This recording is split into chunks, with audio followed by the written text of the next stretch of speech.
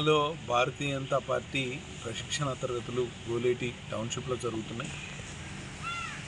తప్పకుండా భారతీయ జనతా పార్టీకి భవిష్యత్తు ఉన్నది.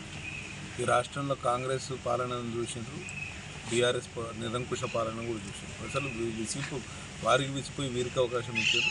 వీళ్ళైతే అసలు పెర్ఫామ్ చేయలేక చతికిలబడ్డారు.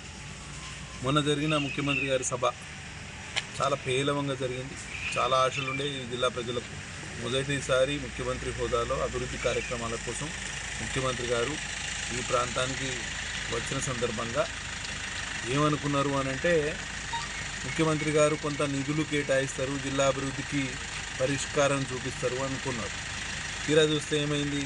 అల్టిమేట్లీ ముఖ్యమంత్రి గారు నిధులు పక్కన పెట్టి అసలు ఏ స్థానిక అంశాలు ఏవి కూడా మాట్లాడలేదు. తుమ్మిడిహెట్టి విషయంలో మహారాష్ట్ర ముఖ్యమంత్రిని, భారతీయ జనతా పార్టీని, కిషన్ రెడ్డి గారిని మీద నెపన్నెడుతూ ఆ ప్రాజెక్టు ఎప్పుడు కడతాము, ఏం చేస్తామని ఆయన చెప్పలేదు. రెండవది, వడ్ల కొనుగోలు విషయంలో కేంద్ర మంత్రి తప్పు, కేంద్ర ప్రభుత్వాన్ని తప్పు అంటాడు. చివరి గింజ వరకు నువ్వు కొంటా అని నువ్వేమో హామీ ఇస్తావు, కేంద్రం మీద నెపన్నెడతావు.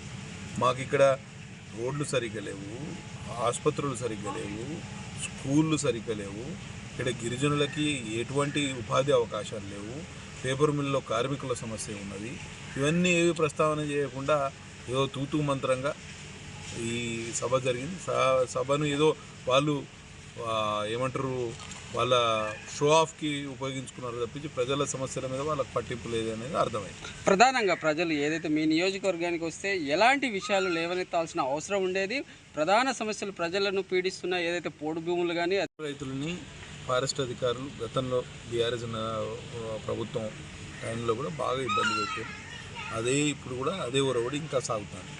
పోడు రైతులు ఇప్పుడు చాలా ఇబ్బందులు పడతారు. ముఖ్యమంత్రి గారి నుంచి భరోసా కోరుకున్నారు వాళ్ళు పోడు రైతులు. దాని గురించి మాట్లాడలేదు.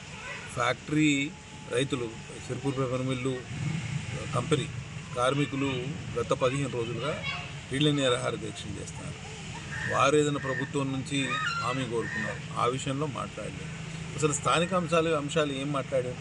ఆడా ప్రాజెక్టు పూర్తిగా ఇవాళ కట్టదిగిపోయి నీళ్లు అందులో నిలవలేని పరిస్థితి. ముఖ్యమంత్రి గారు చెప్పారు, మరి 10 టీఎంసీల నీళ్లు నిలిచే ప్రాజెక్టులో 6 టీఎంసీలు ఉంటుంది. దాన్ని పునరుద్ధరిస్తాం, దానికి నిధులు కేటాయిస్తాం, వెంటనే ప్రతిపాదనలు పంపండి, ఈ వచ్చే వర్షాకాలం నాటికి పూర్తి చేస్తామని హామీ ఇస్తే బాగుండు. అది కూడా చెప్పలే. జనాద్పూర్ ప్రాజెక్టు 90% పూర్తయింది. కేవలం 10% నిధులతోటి పూర్తయి నాబార్డ్ ఇదివరకు కేంద్ర ప్రభుత్వం ఇచ్చిన నిధులతోటి 90% పనులు పూర్తయినాయి. 10% ఇంకా నిధులు ఇస్తే అయిపోతుంది. ఇరిగేషన్ ప్రాజెక్టుల గురించి మాట్లాడలేదు, తాగునీటి గురించి మాట్లాడలేదు, పోడు సమస్య గురించి మాట్లాడలేదు, ఉపాధి గురించి మాట్లాడలేదు. ఊరికేదో వాళ్ళ పిఆర్ ఈవెంట్ లాగా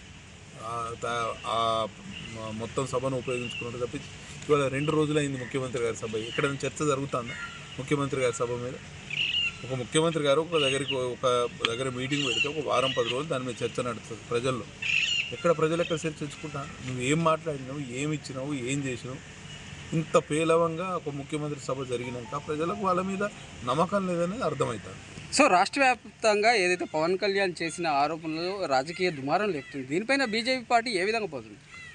జనసేన సరే ఆంధ్రప్రదేశ్లో మాకు మిత్రపక్షమే కావచ్చు, కానీ ఏ పార్టీకైనా ఎవరికైనా ఏ రాష్ట్రంలో కానీ పార్టీ పెట్టుకోవడానికి నడపడానికి ప్రజాస్వామ్య హక్కులు కల్పించింది. దాన్ని ఎవరు కాదనలేని సత్యం.